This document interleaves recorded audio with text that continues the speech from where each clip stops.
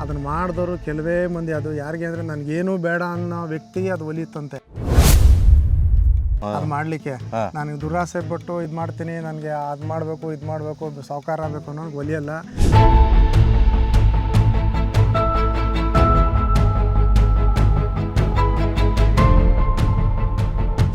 ಇದೇ ಬಳ್ಳಿನ ಬೇರನ್ನ ತೆಗೆದು ಗರುಡಪ್ಪವ್ರು ಹಾವು ಕಚ್ಚಿದ್ದಕ್ಕೆ ಔಷಧಿ ಕೊಡ್ತಿದ್ವಿ.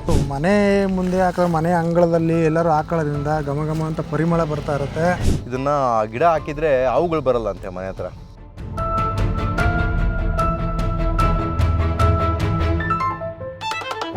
ಎಲ್ರಿಗೂ ಇಲ್ಲೊಂದು ಗಿಡ ಇದೆ. ಈ ಗಿಡದ ಬಗ್ಗೆ ಹೇಳಿದ್ರೆ ನೀವು ಫೋನ್ ಮಾಡಿ ಕೇಳೋದಂತೂ ಗ್ಯಾರಂಟಿ. ಬಟ್ ಫೋನ್ ಮಾಡಿ ಕೇಳಿದ್ರು ನಾವು ಮಾಡ್ಲಿಕ್ಕೆ ಆಗಲ್ಲ. ಆ ಥರದ್ದು ಒಂದು ವಿಚಾರ ಇದೆ.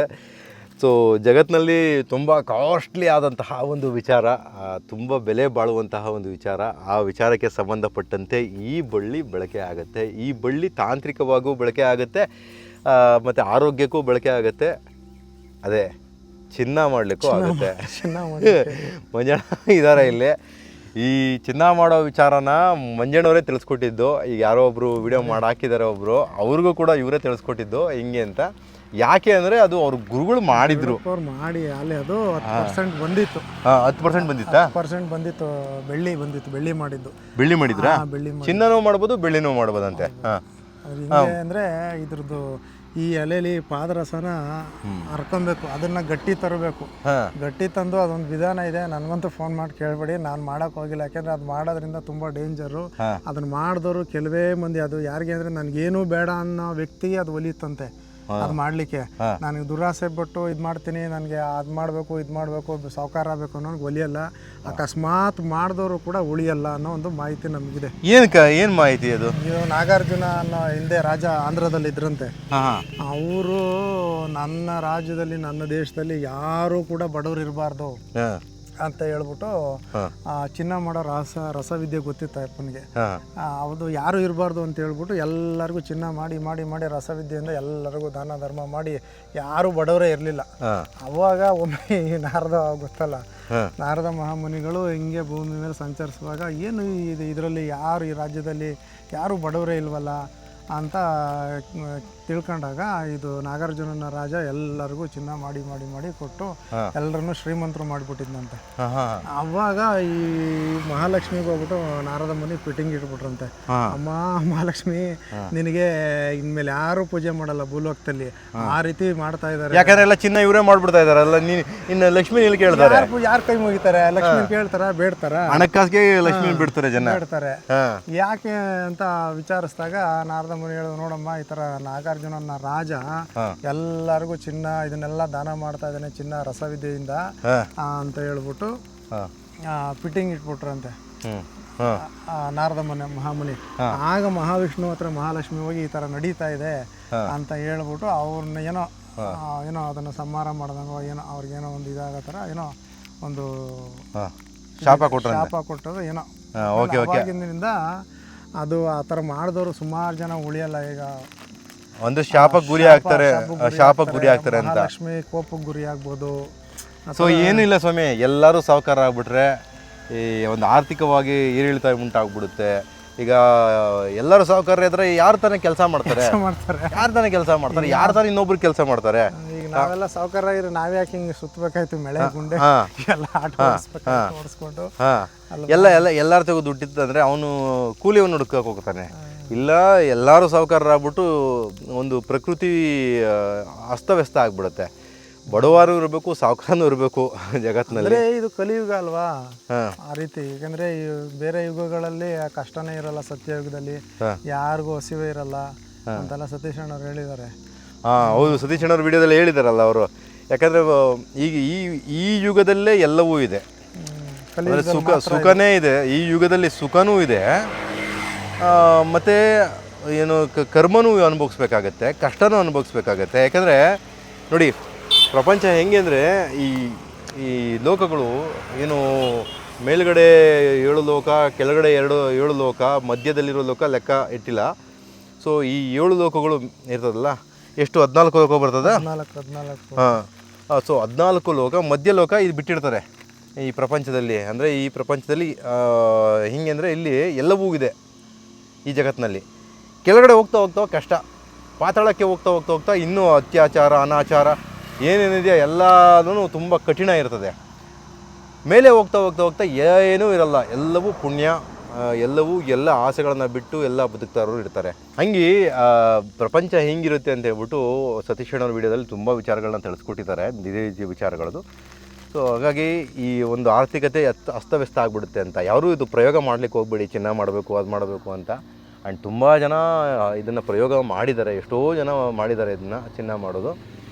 ಬಟ್ ಪ್ರಯತ್ನ ಬೇಡ. ಬಟ್ ಅದೇ ಥರದ್ದು ಒಂದು ಗಿಡ, ಅದರಲ್ಲಿ ಬಳಕೆ ಆಗುವಂಥದ್ದು, ಪಾದರಸವನ್ನು ಗಟ್ಟಿ ಮಾಡುವಂಥದ್ದು ಒಂದು ಆಮೇಲೆ ಇನ್ನೊಂದೇನೆಂದರೆ ಇದ್ರ ಬಗ್ಗೆ ಮಾಹಿತಿ ಗೊತ್ತಿರೋರು ವಿಜಯ್ ಕುಮಾರ್ ಸರ್ ಅಂತ, ಅವ್ರು ನಮ್ಗೆ ಫೋನ್ ಮಾಡಿ ಹೇಳಿದ್ರೆ, ಅವ್ರು ಯಾರು ಅಂದರೆ ನಾಗರಾಜ್ ಅಂತ ಕುಂಡಲಿನಿ ಗ್ರಂಥ ಓದ್ತಿದ್ದವ್ರಂತೆ.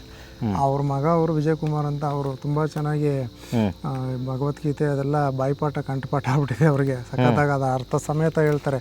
ಅವರೇ ಫೋನ್ ಮಾಡಿ ಹೇಳಿದ್ರು ಈ ಥರ ಇದು ಮಾಡಿದ್ದು ಅಂತ ಅಂದಾಗ, ಅದು ಯಾವತ್ತೂ ನೀವು ಮಾಡೋಕ್ಕೆ ಹೋಗ್ಬೇಡಿ, ಅದರಿಂದ ಉಳಿದವ್ರು ಯಾರೂ ಇಲ್ಲ, ತುಂಬ ಕಷ್ಟ, ಅದೆಲ್ಲ ತುಂಬ ಡೇಂಜರು ಕಂಟಕ ಅಂತ ಎಲ್ಲ ಹೇಳಿದ್ರು. ಆಮೇಲೆ ಅವ್ರ ತಂದೆಗೆ ಎಷ್ಟೋ ಇವರಿದ್ರಲ್ಲ ಚಿಂತಾಮಣಿಲ್ಲ ಮುಳುಬಾಗ್ಲಲ್ಲ ಯಾರೊಬ್ರು ಅಮರ್ನಾಥ್ ಬಾಬು ಅಂತ, ಅವರೆಲ್ಲ ಇವ್ರ ಸ್ನೇಹಿತರೆ ಅಂತ, ಅವ್ರ ತಂದೆಗೆ ಅವರೆಲ್ಲ ಹೇಳಿದ್ರಂತೆ ಬೇಡ ಅಂತ. ಆದರೂ ಅವರೇನೋ ಮಾಡಿ ಅವಾಗೆಲ್ಲ ಅದೆಲ್ಲ ನಾವು ಮಾತಾಡ್ಬೋದೇನೋ ಗೊತ್ತಿಲ್ಲ. ಒಟ್ಟಿನಲ್ಲಿ ಅವ್ರು ವಿಜಯ್ ಕುಮಾರ್ ಸರ್ ಹೇಳೋದು ತುಂಬ ಜನ ಹೇಳಿದ್ರು ನಮಗೆ. ಈ ಗರುಡಪ್ಪ ಅವರ ತಂಗಿಯವರ ಯಜಮಾನರೊಬ್ಬರು ಬಸಾಪುರದಲ್ಲಿದ್ದಾರೆ, ದೇವನಹಳ್ಳಿ ಹತ್ರ, ಅವರು ಅದರಲ್ಲೇ ಮುಳುಗ್ಬಿಟ್ಟವ್ರು 20-25 ವರ್ಷದಿಂದ. ಚಿನ್ನ ಮಾಡೋದ್ರಲ್ಲೇ ಮುಳುಗವ್ರೆ, ಇದುವರೆಗೂ ಆಗಿಲ್ಲ. ಅವೆಲ್ಲ ಪ್ರಯತ್ನ ಬೇಡ. ಇವರೇನೋ 10% ಬೆಳ್ಳಿ ಆಗಿತ್ತಂತೆ, ಅದು ಏನೋ ಕರೆಕ್ಟ್ ಮೆಥಡು, ಅದು ಕಲ್ಲಲ್ಲೇನೋ ಅರದು ಏನೇನೋ ಅವೆಲ್ಲ ಮಾಡಿದ್ರೆ ಕರೆಕ್ಟ್ ಮೆಥಡ್ ಬರುತ್ತಂತೆ. ಇವರೇನೋ ಮಿಕ್ಸಿಯಲ್ಲಿ ಮಾಡಿ, ಅದು ಮಿಕ್ಸಿಯಲ್ಲಿ ಅಷ್ಟು ಪರ್ಸೆಂಟೇಜ್ ಬಂತು ಹಾಗೆ ಹೀಗೆ ಅಂತೆಲ್ಲ ಹೇಳ್ತಾಯಿದ್ರು. ಸೊ ಈಗ ಅವರು ಆ ವಿಚಾರಕ್ಕೆ ತಲೆ ಆಗ್ತಾಯಿಲ್ಲ, ಆ ವಿಚಾರ ಬೇಡ ಅಂತ ಬಿಟ್ಬಿಟ್ಟಿದ್ದಾರೆ. ತುಂಬ ಜನ ಪ್ರಯತ್ನದಲ್ಲಿ ಇದ್ದಾರೆ ಅನ್ನೋದು ಗೊತ್ತು. ಬಟ್ ನಾವು ಹೇಳೋದು ಅದು ಬೇಡ, ಪ್ರಕೃತಿ ದತ್ತವಾಗಿ ಏನಿದೆಯೋ ಅದು ಮಾಡ್ಕೊಂಡು ಹೋಗಿ ಅಷ್ಟೇ. ಎಂಥವ್ರಿಗೆ ಒಲಿಯುತ್ತೆ ಅಂದರೆ ವಿಜಯ್ ಕುಮಾರ್ ಸರ್ ಹೇಳೋದು, ನನಗೇನೂ ಬೇಡ ಅನ್ನೋರಿಗೆ ಕೆಲವು ವಿದ್ಯೆಗಳು ಒಲಿತವೆ, ನನಗೆಲ್ಲ ಬೇಕು ಹಂಗೆ ಮಾಡಿಬಿಡ್ತೀನಿ, ನಾನು ಸಾವುಕಾರ ಆಗ್ಬಿಡ್ತೀನಿ ಅನ್ನೋರಿಗೆ ಇದೆಲ್ಲ ಒಲಿಯಲ್ಲ ಅಂತ ಹೇಳಿದ್ರು ಅವರು. ಖಂಡಿತ ನಿಜವಾದ ಮಾತದು. ಯಾಕಂದರೆ ಸನ್ಯಾಸಿಗಳಿಗೆಲ್ಲ ಇರುತ್ತೆ, ಸನ್ಯಾಸಿಗಳ ಹತ್ರ ಚಿನ್ನನೇ ಇರುತ್ತೆ, ಚಿನ್ನದ ಗಟ್ಟಿನೇ ಇರ್ತದೆ. ಕೆಲವು ಸನ್ಯಾಸಿಗಳ ಹತ್ರ ಅವ್ರಿಗೆ ಅದು ಅಗತ್ಯನೇ ಇಲ್ಲ, ಅದರ ಮೇಲೆ ಇಂಟ್ರೆಸ್ಟೇ ಇಲ್ಲ. ನೀವು ಒಂದು ಅವ್ರಿಗೆ ಬೇಕಾಗಿರೋದು ಡ್ರೈ ಫ್ರೂಟ್ಸು ಅದು ಇದು ಭಕ್ಷ್ಯ ಭೋಜನಗಳು ಕೊಟ್ಟರು ಅವ್ರ ರೀತಿ ಯಾರಿಗೋ ಕೊಟ್ಬಿಡ್ತಾರೆ, ಯಾರಿಗೋ ದಾನ ಮಾಡಿಬಿಡ್ತಾರೆ. ಅವರು ಅದ್ರ ಬಗ್ಗೆ ಇಂಟ್ರೆಸ್ಟೇ ಇಟ್ಕೊಳಲ್ಲ. ಅಂಥವ್ರಿಗೆಲ್ಲ ಒಲ್ದು ಬರುತ್ತೆ, ಅವ್ರು ಇಂಟ್ರೆಸ್ಟ್ ಇಟ್ಕೊಳಲ್ಲ ಅದೇ ರೀತಿ. ಬಟ್ ಈಗ ಗಿಡಮೂಲಿಕೆ ಯಾವುದು ಅಂತ ಹೇಳ್ಬಿಟ್ಟು ಕೇಳ್ತಾ ಇರ್ತೀರಾ, ಬೈತಾ ಇರ್ತೀರಾ. ಅದು ಬಳ್ಳಿ, ಈಶ್ವರಿ ಬಳ್ಳಿ, ಈಶ್ವರಿ ತಾಯಿ. ಸೊ ಇನ್ನೊಂದು ಪೌರಾಣಿಕ ಇತಿಹಾಸ ಏನಂದರೆ, ಶಿವ ಪಾರ್ವತಿ ಒಂದು ಸಂಚಾರ ಮಾಡುವಾಗ ಆ ಚಿನ್ನದ್ದು ಆ ಕಾಸಿನ ಸರ ಅಂತ ಏನು ಹೇಳ್ತಾರೆ, ಅದು ಕೆಳಗಡೆ ಬಿದ್ದಿದ್ದು ಮತ್ತು ಅಮೃತ. ಆದರೆ ಒಂದೊಂದು ಯುಗಗಳಲ್ಲಿ ಒಂದೊಂದು ಇತಿಹಾಸ ಇದ್ರ ಪೌರಾಣಿಕ ಇದಿರುತ್ತೆ. ಎಷ್ಟೋ ಮನ್ವಂತರಗಳು, ಎಷ್ಟೋ ಈಗ ಸತೀಶಣ್ಣವ್ರು ಹೇಳ್ತಾರೆ, ಒಂದೊಂದು ಗುರುಗ್ರಹದಲ್ಲಿ ದ್ವಾಪರ ಯುಗ ನಡೀತಾ ಇರ್ತದೆ, ಇನ್ನೊಂದರಲ್ಲಿ ಸತ್ಯಯುಗ ನಡೀತಾ ಇರ್ತದೆ, ನೆಕ್ಸ್ಟು 2406ಗೆ ಈ ಭೂಮಿ ಮೇಲ್ಗಡೆ ಸತ್ಯಯುಗ ಬರುತ್ತೆ ಅಂತ ಹೇಳಿದ್ದಾರೆ. ಹಂಗೆ ಒಂದೊಂದು ಯುಗದಲ್ಲಿ ಒಂದೊಂದು ಥರ ಗಿಡಕ್ಕೆ ಮಾಹಿತಿ ಇರುತ್ತೆ, ಪೌರಾಣಿಕ ಇತಿಹಾಸ ಇರುತ್ತೆ. ಅಂದರೆ ನಮಗೆ ಗೊತ್ತಿರೋ ಪ್ರಕಾರ ಈಶ್ವರ ಮತ್ತು ಪಾರ್ವತಿ ಸಂಚಾರ ಮಾಡುವಾಗ ಚಿನ್ನದ ಚೈನು ಕಾಸಿನ ಸರನ ಏನು ಹೇಳ್ತಾರೆ, ಅದು ಕೆಳಗಡೆ ಬಿದ್ದಿದ್ದ ಜಾಗದಲ್ಲಿ ಮತ್ತು ಅಮೃತ ಬಿದ್ದಿದ್ದ ಜಾಗದಲ್ಲಿ ಇದು ಹುಟ್ಟಿತ್ತು ಅಂತ ಹೇಳೋದು. ಹೌದಾ? ಅದೇನು ಬೀಜ ನಿಮ್ಮ ಹತ್ರ ಇದೆಯಲ್ಲ?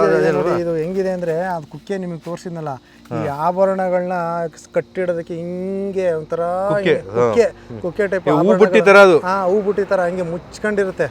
ಅದ್ರೊಳಗಡೆ ಒಳ್ಳೆ ಕಾಸುಗಳು, ಚಿನ್ನದ ಕಾಸುಗಳು ಬರ್ತಾವಲ್ಲ, ಆ ರೀತಿ ಇರ್ತವೆ. ಆಮೇಲೆ ಅದ್ರ ಜೊತೆಗೆ ಇದು ಈ ಬೀಜದ ಆಕಾರ ಬಂದು ಒಳಗಡೆ ಹಾರ್ಟ್ ಸಿಂಬಲ್ ಇದೆ ನೋಡಿ, ಹಾರ್ಟ್ ಸಿಂಬಲ್ ಇದನ್ನು ನೋಡಿ ಎಲ್ಲ ಇದು ಬೀಜಗಳು. ಯಾರಾದರೂ ಈ ದೈವವೃಕ್ಷನ ಬಳಕೆ ಮಾಡಬೇಕು ಅಂದರೆ ಇದು ದೈವವೃಕ್ಷ ಇದ್ದ ಜಾಗದಲ್ಲಿ ತುಂಬ ಒಳ್ಳೆಯದಾಗುತ್ತೆ ಅಂತ ಹೇಳ್ಬಿಟ್ಟು ಹೇಳ್ತಾರೆ. ಆಮೇಲೆ ಇದ್ರದ್ದು ಗಿಡನ ಕೂಡ ನಮ್ಮ ನಾವೆಲ್ಲ ಧೂಪ ಹಾಕ್ತೀವಲ್ಲ, ಧೂಪದಲ್ಲಿ ಬಳಸಿದ್ರು ಕೂಡ ಒಳ್ಳೇದಂತೆ, ಕಡ್ಡಿನ. ಸೊ ಅಂಥವ್ರು ಏನಾದ್ರು ಅಗತ್ಯ ಇದ್ದರೆ ಸೊ ಮಂಜಣ್ಣವ್ರನ್ನ ಕಾಂಟ್ಯಾಕ್ಟ್ ಮಾಡ್ಕೊಳ್ಳಿ, ಮಂಜುನಾಥ್ ಅವ್ರನ್ನ. ಅವ್ರ ಕಡೆಯಿಂದ ಸಿಗೋ ಚಾನ್ಸಸ್ ಇದೆ ನಿಮಗೆ. ಯಾಕಂದರೆ ಅವ್ರು ತುಂಬ ಸಂಗ್ರಹಣೆ ಮಾಡಿದ್ದಾರೆ. ಯಾಕಂದರೆ ಇದೆಲ್ಲ ಸಿಗ್ತಾ ಇಲ್ಲ ಕರೆಕ್ಟಾಗಿ, ಇವೆಲ್ಲ ಕಾಡಲ್ಲಿ ಸಿಕ್ಕಿರೋದು. ದುಡ್ಡು ಕೊಟ್ಟರು ಸಿಗಲ್ಲ ಸರ್. ಎಲ್ಲಿ ಗ್ರಂಥಿ ಅಂಗಡಿ ಸಿಗ್ಬೋದೇನೋ, ಅವೆಲ್ಲ ಕೆಲಸ ಮಾಡ್ತೀವಿ ನಮ್ಗೆ ಗೊತ್ತಿಲ್ಲ. ಒಟ್ಟಿನಲ್ಲಿ ಈಗ ಮೊನ್ನೆ ಬಿಡಿಸ್ಕೊಂಬಂದಿರೋದು ಇದನ್ನು. ಇದ್ರ ಮೇಲೆ ಏನಂದರೆ ಇನ್ನೊಂದು ಹಾವು ಕಚ್ಚಿದ್ದಕ್ಕೆ ಔಷಧಿ ಕೊಡೋದು ಇದೇ ಬೇರ್ನಿಂದನೇ ಗರುಡಪ್ಪ ಅವ್ರು ಕೊಡ್ತಿದ್ದು. ಅಂದರೆ ಬೇರೆ ಗರುಡಪ್ಪ ಅವರು ಈ ಗಿಡಮೂಲಿಕೆ ಬಳಸ್ಕೊಂಡು ಅವಾಗ ಔಷಧಿ ಕೊಡ್ತಾ ಇದ್ರಂತೆ. ಏನು ಈಶ್ವರಿ ಬಳ್ಳಿಯನ್ನು ಬಳಸ್ಕೊಂಡು ಅವಾಗ ಔಷಧಿ ಕೊಡ್ತಾ ಇದ್ರಂತೆ. ಇದೇ ಬಳ್ಳಿನ ಬೇರ್ನ ತೆಗೆದು ಗರುಡಪ್ಪ ಅವ್ರು ಹಾವು ಕಚ್ಚಿದ್ದಕ್ಕೆ ಔಷಧಿ ಕೊಡ್ತಿದ್ದು. ಆಮೇಲೆ ಚೇಳು ಅದು ಇದು ಕಚ್ಚಿದ್ರೆ ಆ ಜಾಗಕ್ಕೆ ಇದ್ರ ಬೇರ್ನ ತೆಗೆದ್ಬಿಟ್ಟು ಹಚ್ಚೋದ್ರಿಂದ. ಆಮೇಲೆ ಅಲ್ಲಿ ಇನ್ನೊಬ್ಬರು ಮಾಹಿತಿ ಹೇಳಿದ್ರು ನಮಗೆ, ಈ ಗಂಟ್ಲಲ್ಲಿ ಊತ ಅಥವಾ ಏನಾದ್ರು ಈ ಜಾಗದಲ್ಲಿ ಆಗಿದ್ರೆ ಇದೇ ಬೇರ್ನೇ ತೆಗೆದ್ಬಿಟ್ಟು ಹಚ್ತಿದ್ರಂತೆ. ಆ ಥರದ್ದು ಒಂದು ವೈಜ್ಞಾನಿಕವಾಗಿ ಇದು ಆಯುರ್ವೇದಿಕವಾಗಿ ಇದು ಯೂಸ್ ಆಗ್ತಾಯಿತ್ತು, ಔಷಧಿ ಗುಣ ಇದು. ಇನ್ನೂ ಏನೇನಕ್ಕೆ ಆದರೂ ಗೊತ್ತಿದೆಯಾ? ಇನ್ನೂ ಏನೇನು ಬಳಕೆ ಆಗ್ತೈತೆ ಅಂತ? ಇದು ಸ್ವಲ್ಪ ನಂಜು ನಿವಾರಕ, ಅಂದರೆ ಬಳಸೋದು ಸ್ವಲ್ಪ ಮೆಥಡ್ ಬೇರೆ ಇರ್ತದೆ. ಯಾಕಂದರೆ ಎಲ್ಲನೂ ಹೇಳ್ಬಿಟ್ರೆ ಆಮೇಲೆ ಯಾರು ಏನೋ ಮಾಡ್ಕೊಂಬಿಟ್ರೆ ಕಷ್ಟ. ಬೇಡ, ಸಾಕು ಇಷ್ಟು ಮಾಹಿತಿ. ನೋಡಿ, ಮಾಹಿತಿ ತುಂಬಾ ಇದೆ ಇದು, ಬಟ್ ಅವರು ಇದು ಹೇಳೋದು ಬೇಡ, ತುಂಬ ಮಾಹಿತಿ ಇದನ್ನು ಶೇರ್ ಮಾಡೋದು ಬೇಡ ಅಂತಂದಿದ್ದಾರೆ. ಆ್ಯಂಡ್ ಒಂದು ಮಾಹಿತಿ ಅಂತೂ ಚಿನ್ನದ ಬಗ್ಗೆ ಹೇಳಿಬಿಟ್ಟಿದ್ದೀವಿ. ಆ್ಯಂಡ್ ಏನು ನಮ್ಮ ದೇಹಕ್ಕೆ ಹೆಂಗೆ ಹಾವು ಚೇಳು ಕಚ್ಚಿದಾಗ ಬಳಕೆ ಮಾಡ್ಕೊಬೋದು ಅಂತಲೂ ಹೇಳಿದ್ದೀವಿ. ಆ್ಯಂಡ್ ಇಷ್ಟು ಸಾಕು ಅನಿಸುತ್ತೆ. ಇದು ಮನೆ ಮುಂದೆ ಹಾಕೋ ಮನೆ ಅಂಗಳದಲ್ಲಿ ಎಲ್ಲರೂ ಹಾಕೊಳ್ಳೋದ್ರಿಂದ ಘಮ ಅಂತ ಪರಿಮಳ ಬರ್ತಾ ಇರುತ್ತೆ. ಆಮೇಲೆ ಈ ಗಿಡಮೂಲಿಕೆ ಏನಂದರೆ, ನಮಗೆ ಅವು ಅಜ್ಜಿ ಹೇಳ್ತಾ ಇದ್ರಲ್ಲಿ, ಇದನ್ನು ಗಿಡ ಹಾಕಿದರೆ ಹಾವುಗಳು ಬರಲ್ಲ ಅಂತೆ ಮನೆ ಹತ್ರ. ಅದು ನಮ್ಗೆ ಗೊತ್ತಿಲ್ಲ, ಬಟ್ ಇದು ಒಂದು ಸ್ಮೆಲ್ ಬರುತ್ತೆ, ಅದು ಬಹಳನೇ ಒಳ್ಳೆಯದು. ಮನೆಗೆ ನೆಗೆಟಿವ್ ಎನರ್ಜಿಯನ್ನು ಕಮ್ಮಿ ಮಾಡುತ್ತಂತೆ ಮನೆಯಲ್ಲಿ. ಧೂಪ ಹಾಕ್ಬೋದು. ಕಡ್ಡಿ ಬಲ್ತಿರೋ ಕಡ್ಡಿನ ಈ ಥರ ಇನ್ನೂ ದಪ್ಪ ಬರುತ್ತೆ, ಚೆನ್ನಾಗಿ ಒಳ್ಳೆ ಇದರಲ್ಲಿ ಬಂದ್ಬಿಟ್ರೆ ಇದನ್ನೆಲ್ಲ ಕಡ್ಡಿನ ಎಲೆನ ಎಲ್ಲ ಧೂಪ, ಇದು ಅಶಾಂಗ ಧೂಪ ಅಂತ ಕೆಲವು ಮಾಡ್ತಾರೆ, ಅದರಲ್ಲಿ ಇರುತ್ತೇನೋ ಗೊತ್ತಿಲ್ಲ. ಒಟ್ಟಿನಲ್ಲಿ ಇದನ್ನು ಸಪ್ರೇಟ್ ನೀವು ಸಾಂಬ್ರಾಣಿ ಜೊತೆ ಪುಡಿ ಮಾಡ್ಕೊಂಡು ಮಿಕ್ಸ್ ಮಾಡಿ ಹಾಕಿದ್ರೆ ಮನೆಯೆಲ್ಲ ಈ ನೆಗೆಟಿವ್ ಎನರ್ಜಿ, ದೃಷ್ಟಿದೋಷ, ಯಾರು ಮನೆಗೆ ಬಂದು ಹೋದರೆ ಏನೋ ಒಂಥರ ಮನೆ ಇದೇ ಚೇಂಜ್ ಆಗಿಬಿಡುತ್ತೆ, ನೆಮ್ಮದಿನೇ ಹಾಳಾಗ್ಬಿಡುತ್ತೆ. ಅಂಥ ಟೈಮಲ್ಲಿ ಇದನ್ನು ಕಡ್ಡಿನ ಇದು ಮಾಡಿ ಧೂಪ ಹಾಕೋದ್ರಿಂದ ಮನೆ ಘಮ ಅನ್ನುತ್ತೆ, ನೆಗೆಟಿವ್ ಆಮೇಲೆ ದುಷ್ಟಶಕ್ತಿಗಳು ಎಲ್ಲ ಸ್ವಲ್ಪ ದೂರ ಆಗ್ತದೆ. ಯಾಕೆಂದರೆ ಇದರಲ್ಲಿ ಈಶ್ವರಿ ಬಳ್ಳಿ ಅಂದರೆ ಅಥರ್ವಣ ವೇದ, ಈಶ್ವರಿನೇ ಅಥರ್ವಣ ವೇದನ ಇದಾಗಿರೋದು, ಅವರು ಇದರಲ್ಲೇ ಬಂದಿರೋದು. ಹಂಗಾಗಿ ಧೂಪ ಹಾಕೋದ್ರಿಂದ ಮನೆ ಅಂಗಳದಲ್ಲಿ, ತೋಟದಲ್ಲಿ, ಅಲ್ಲಿ ಇಲ್ಲಿ ಹಾಕೋದ್ರಿಂದ ಯಾವತ್ತಾದರೂ ಬಳಕೆ ಬಂದೇ ಬರುತ್ತೆ. ಹಾವು ಕಚ್ಚಿದಾಗಲೋ ಚೇಳು ಕಚ್ಚಿದಾಗಲೋ. ಎಲ್ಲ ಗಿಡಮೂಲಿಕೆಗಳು ಅಳಿವಿನಂಚಿನಲ್ಲಿ ಇರ್ತವೆ, ಇಂಥವೆಲ್ಲ ಬೆಳೆಸ್ಕೊಳ್ಳಿ, ಆರೋಗ್ಯಕ್ಕೆ ಬಹಳ ಒಳ್ಳೆಯದು. ಶ್ರೀ ಕೃಷ್ಣಾರ್ಪಣ ಮಸ್ತು, ಒಳ್ಳೆಯದಾಗಲಿ. ನಮಸ್ಕಾರ.